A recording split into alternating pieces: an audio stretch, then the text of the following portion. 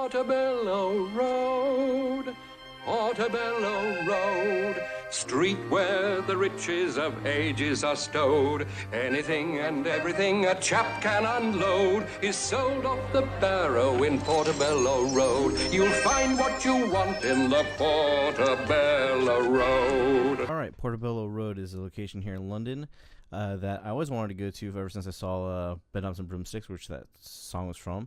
And it's really like an antique road where you can find lots of different little antiques or like little storefront shops. Fortunately, we went like on a Thursday, so a lot of places was closed. But I'll walk through like at least a little bit what we saw here. Yep, there's a sheep. But you see a lot of antique shops, a lot of souvenir places. It's basically where you can find like just a ton of stuff. Like here's like a ton of silver that somebody was selling.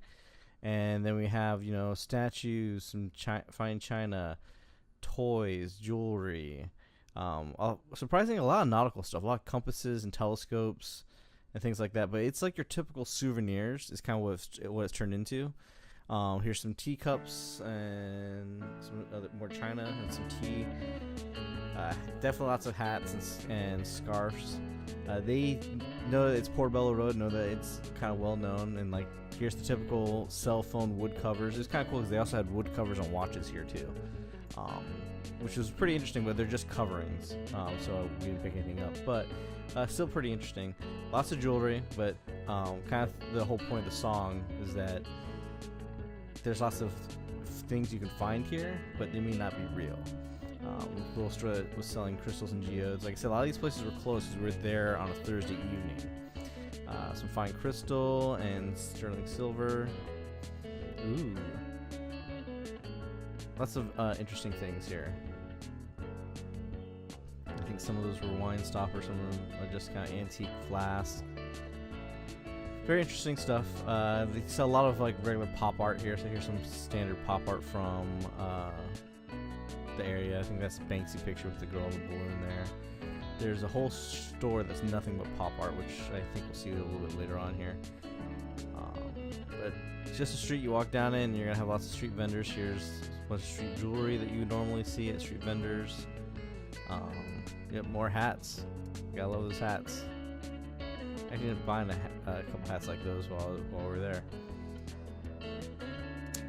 Souvenir shops, luggage. I don't know. It's not just London. It's like any major city you travel to overseas. There's gonna be places that sell luggage because people need to pack all their souvenirs. They don't have enough room in the luggage they brought. So you usually find cheap luggage, especially at places like this.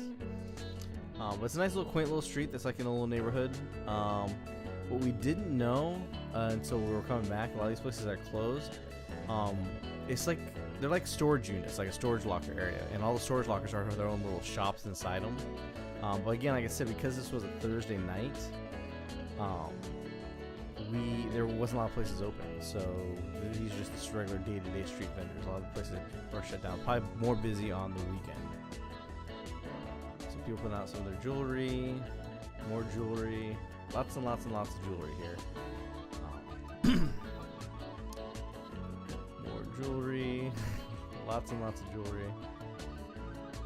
Clothing, souvenirs, scarves, some pretty nice stuff. This is pretty cool. This was like old World War II stuff. Some old guy was just selling off there. More hats. Get your sunglasses. Get your London souvenirs. More stuff. This guy had a bunch of old cameras, which was really cool. I find this interesting because you don't usually find somebody has this extensive of a collection of old technology.